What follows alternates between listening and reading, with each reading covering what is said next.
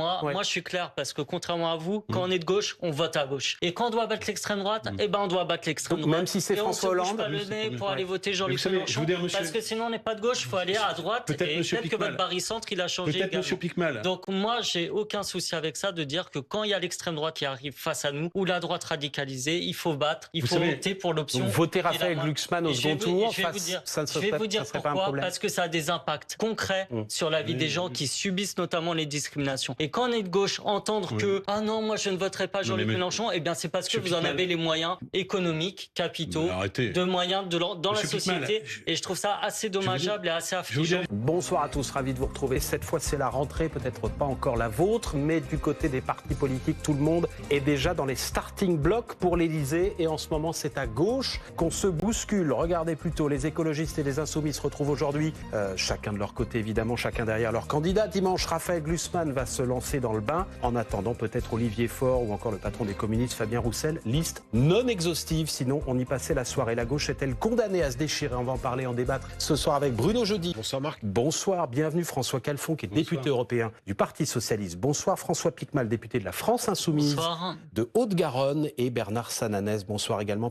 Gauche explosée façon puzzle en cette rentrée, Bruno Jeudi. Oui, gauche explosée façon Pulse, comme elle l'était à la veille de la présidentielle 2022. Par remonter plus loin, on voit notamment une gauche social-démocrate qui a du mal à se reconstruire, c'est incontestable. Et ce qui s'est passé en 24, entre 24 et 26, visiblement, n'ont pas réussi à produire un leader incontesté dans leur rang. On voit bien, ils vont devoir faire une primaire. Glucksmann n'a pas tué le match. Hollande se tâte s'il va ou pas. Et en face, il y a Mélenchon qui, lui, c'est au carré, comme il dit. C'est surtout ordonné façon parti verticale. Et donc, lui, évidemment, il déroule. Et la stratégie de Mélenchon, elle est claire, c'est une rentrée bulldozer pour essayer de tuer le match. Et il faut bien reconnaître que depuis qu'il a annoncé sa candidature, il a plutôt gagné des points que perdu. Et il fait la course en tête aujourd'hui dans les sondages. On est à 8 mois du premier tour. François Calfon, c'est lui, Jean-Luc Mélenchon, la meilleure chance de la gauche. Tout, non. Il n'y a qu'à regarder les résultats possibles et putatifs des seconds tours.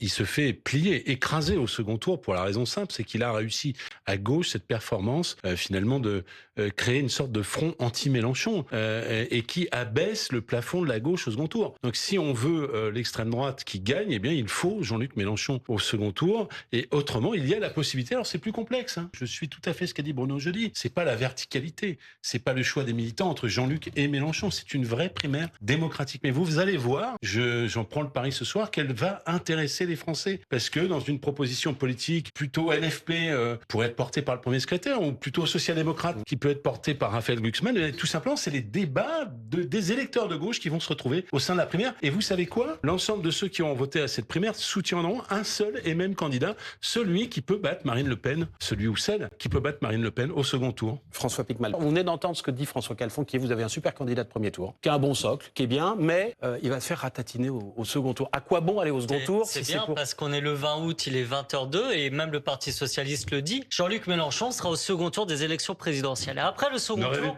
eh bien, le peuple français sera amené à décider quelle est l'orientation politique du pays. Vous savez, si on doit se baser sur le doigt mouillé socialiste, ou pire, sur les sondages, à ce moment-là, on ferait plus beaucoup de politique. Et j'en suis moi-même un cas personnel. J'ai fait une campagne municipale il y a peu où j'étais mis à chaque fois 5 points derrière les résultats réels. Et ça a été pareil, souvenez-vous, à la dernière élection présidentielle où il n'y a pas eu un sondage qui a mis Jean-Luc Mélenchon au niveau où il était. Donc oui, nous sommes prêts à être au second tour. Nous sommes prêts à gouverner. Nous avons un programme qui est en voie d'aboutissement. Nous avons une équipe. Nous avons un candidat. Et effectivement, c'est comme ça, carré. Et c'est ce qui manque ailleurs. Donc je pense que le débat, en fait, est déjà clos. On sait qui est le principal candidat de la gauche aujourd'hui et du peuple de gauche en France. Il s'appelle Jean-Luc Mélenchon. Et le reste, c'est des tergiversations. Je me permettre. Et qui m'intéressent peu à vrai dire. Non, mais moi, je suis éditorialiste, monsieur Piquemal. Ce que je dis, c'est que Jean-Luc Mélenchon, c'est incontestable qu'il est le candidat le mieux placé actuellement à gauche. Il n'est pas le mieux placé pour l'emporter.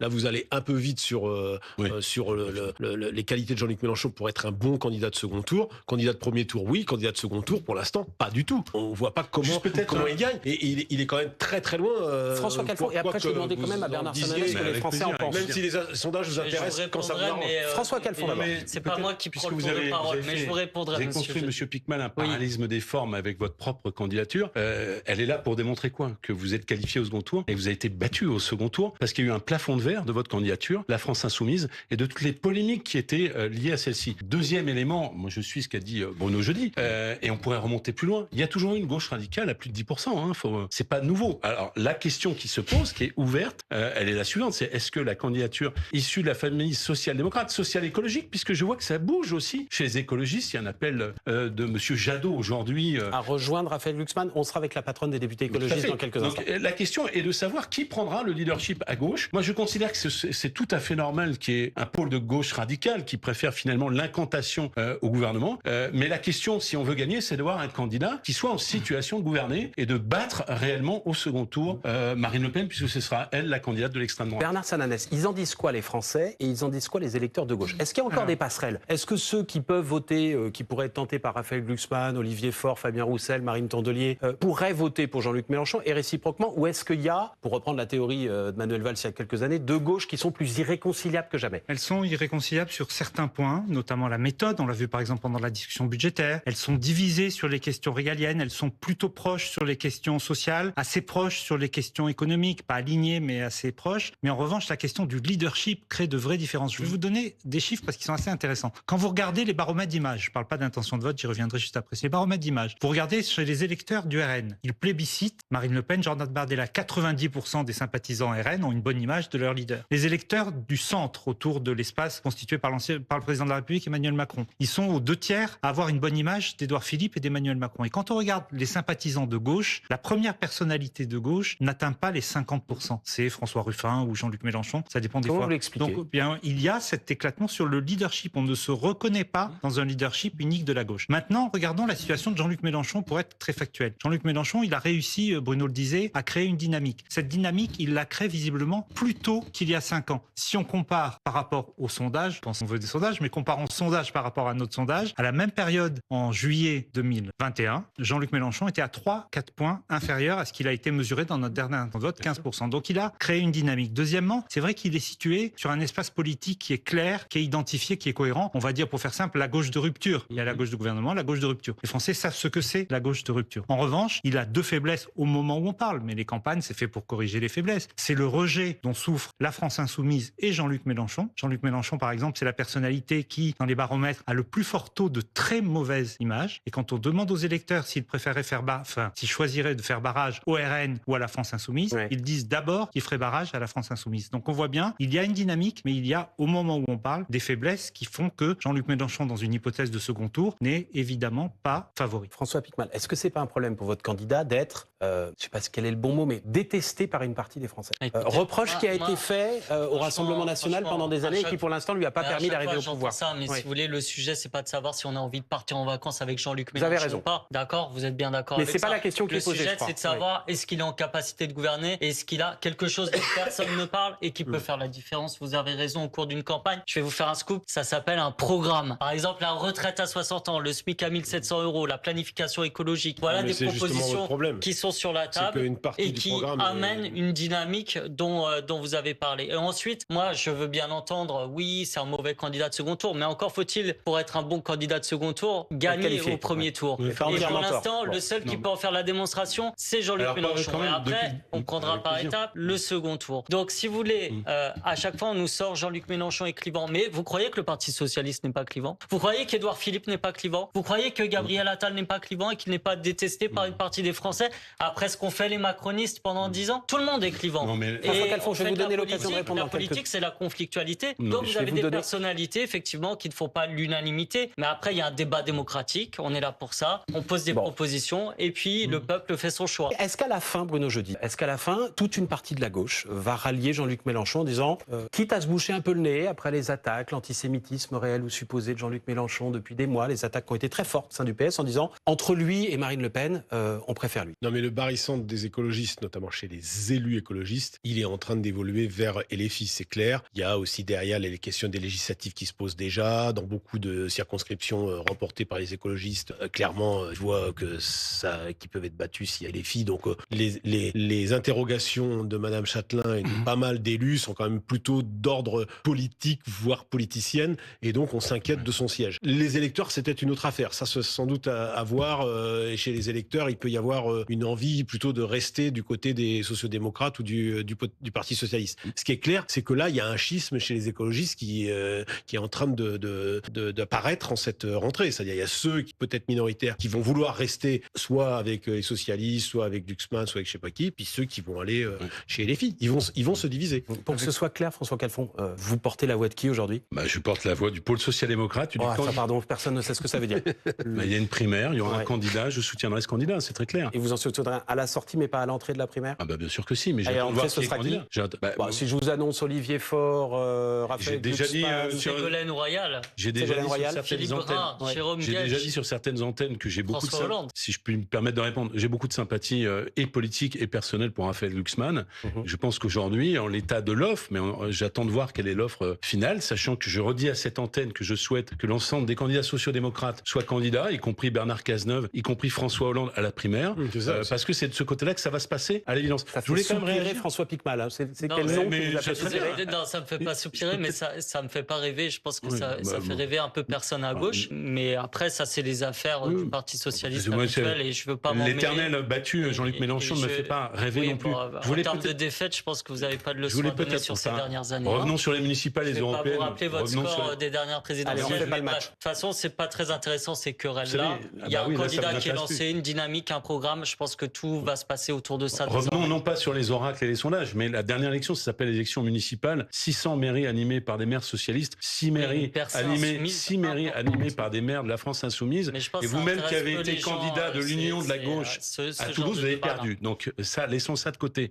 En ce qui concerne la question différemment, parce que je vous entends. Non mais attendez, François Calfon, est-ce que je vous mets même pas le scénario du second tour possible. Est-ce que vous imaginez un jour dans votre vie, attention, je vais vous poser la même question, glisser un bulletin Mélenchon ? Aujourd'hui non. Est-ce que vous imaginez un jour dans votre vie glisser un bulletin qui ne soit pas un bulletin de Jean-Luc Mélenchon ? Au premier tour, si c'est pour au premier ou au second ? Non, je vais vous dire, moi je suis clair, parce que contrairement à vous, quand on est de gauche, on vote à gauche. Et quand on doit battre l'extrême droite, on doit battre l'extrême droite. Même si c'est François Hollande, on ne se bouge pas le nez pour aller voter Jean-Luc Mélenchon, parce que sinon on n'est pas de gauche, il faut aller à droite. Et peut-être que votre barycentre, il a changé également. Donc moi, j'ai aucun souci avec ça de dire que quand il y a l'extrême droite qui arrive face à nous, ou la droite radicalisée, il faut battre, il faut opter pour l'option. Voter Raphaël Glucksmann au second tour, je vais vous dire pourquoi, parce que ça a des impacts concrets sur la vie des gens qui subissent notamment les discriminations. Et quand on est de gauche, entendre que « Ah non, moi je ne voterai pas Jean-Luc Mélenchon », eh bien c'est parce que vous en avez les moyens économiques, capitaux, de moyens dans la société. Et je trouve ça assez dommageable et assez affligeant pour ne rien vous cacher.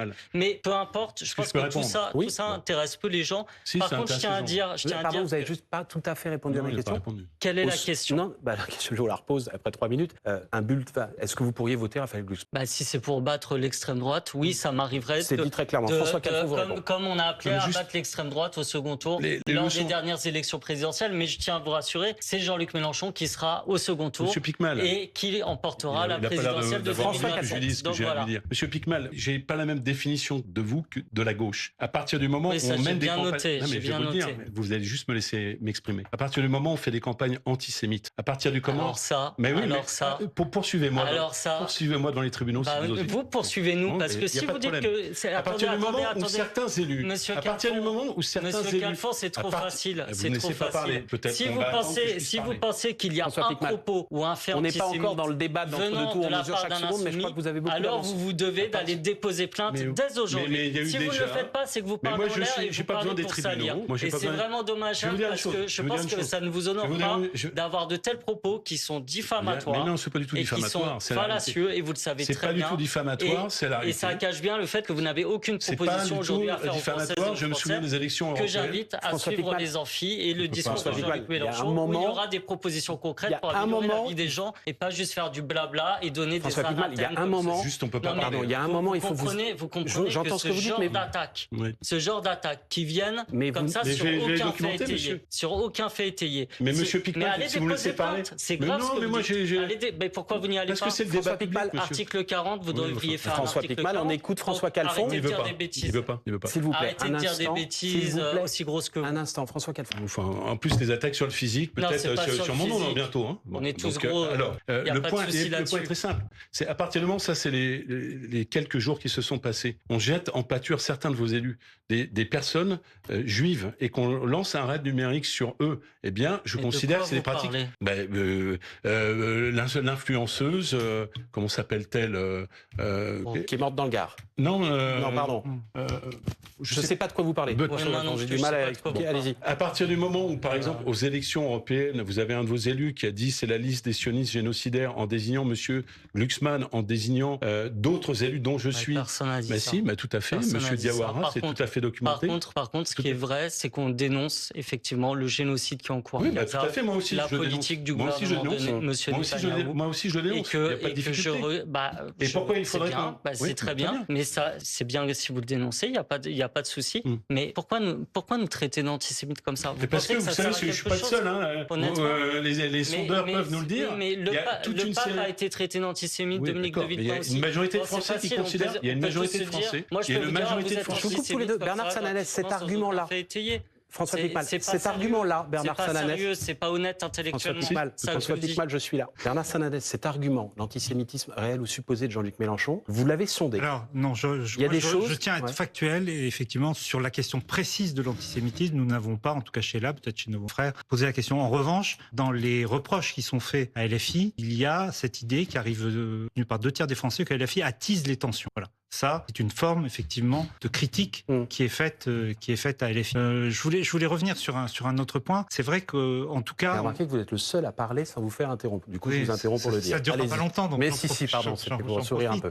Non, mais c'est vrai que par rapport aux électeurs de gauche, vous me posiez la question tout à l'heure, il y a eu un moment de très grande unité, où l'unité a été totale dans les deux sens en termes de report de voix. C'est la dissolution, les législatives qui ont suivi la dissolution de 2024, le NFP, où là, les reports ont été parfaits. Ça a été moins le cas aux élections municipales. Et donc, la question de la présidentielle peut être posée avec l'idée d'un front républicain à l'envers. Est-ce qu'il va y avoir un front républicain contre le Rassemblement national, si on est dans cette hypothèse, ou est-ce que le front républicain va se jouer, comme on le voit aujourd'hui dans les enquêtes, contre Jean-Luc Mélenchon? Je ne souhaite pas que le fil rouge de cette campagne, surtout avec les ingérences étrangères qui existent, pour le coup, on n'a pas parlé du livre de M. Piquemal, soit finalement instrumentalisé, que nous ayons un climat épouvantable dans cette campagne présidentielle. Voilà, ingérences étrangères qui ont ciblé ces derniers jours 2 candidats à l'élection présidentielle, Gabriel Attal et Raphaël Glucksmann. Ça a été votre cas également pendant la campagne des municipales. Vous avez publié... J'ai oublié Édouard Philippe, vous avez raison. Ça a été votre cas pendant les municipales à Toulouse. Est-ce que ça, au moins, ça peut être un sujet qui met tout le monde d'accord? En tout cas, c'est un sujet... Vous voyez l'homme de paix que je suis tout de même. Hein. En fait, c'est un enjeu de souveraineté démocratique pour notre pays. Parce que, oui, j'ai été attaqué avec David Guiraud à Roubaix et Sébastien Delogu à Marseille pendant les municipales, avec des ingérences qui sont avérées comme venant d'une entité israélienne appelée Black Corps. C'est les agences de l'État qui la documentent. On a parlé des ingérences russes qui ont eu lieu. Et d'où qu'elles viennent et qui que ce soit qu'elles touchent, d'une manière ou d'une autre, elles peuvent altérer le jugement de celles et ceux qui vont regarder les débats et se dire atteindre à la réputation de tel ou tel candidat. Et c'est pourquoi, dès juin, nous avions écrit au gouvernement pour lui demander à ce qu'il y ait une instance qui se mette en place en vue de l'élection présidentielle avec toutes les candidates et candidats, leurs équipes, pour voir les moyens qui étaient mis en place. Et de manière générale, il faut qu'il y ait plus de moyens pour les services de l'État qui sont chargés de les repérer et d'investiguer ensuite. Ceux de l'ANSSI et de la Viginum, que je remercie particulièrement pour leur travail, mais qui sont trop peu nombreux par rapport au nombre d'attaques qu'on a, que ce soit les ingérences numériques, mais aussi les dérives qu'on va sûrement connaître avec l'intelligence artificielle. Peut-être d'une phrase quand même. D'une phrase, alors vraiment. D'une phrase, je voulais apporter, parce que moi je suis pour le débat démocratique. Voilà, les gauches réconciliables sur les ingérences étrangères. Non, tout à fait réconciliable, et j'apporte mon soutien, parce que effectivement c'est la Viginum qui a dit que vous avez été l'objet de campagnes d'ingérence étrangère. Je vous apporte tout à fait mon soutien et le soutien à votre démarche. Moi, j'ai écrit au Premier ministre, ne serait-ce qu'hier, pour se prémunir des ingérences étrangères dans cette campagne. Ça ne touche pas seulement la France. Chaque élection en Europe est l'objet d'ingérences étrangères. Mais c'est un sujet qui ne fait pas l'unanimité, parce qu'il y a quand même une partie de la droite et de l'extrême droite qui ne partagent pas ce que vous venez de dire,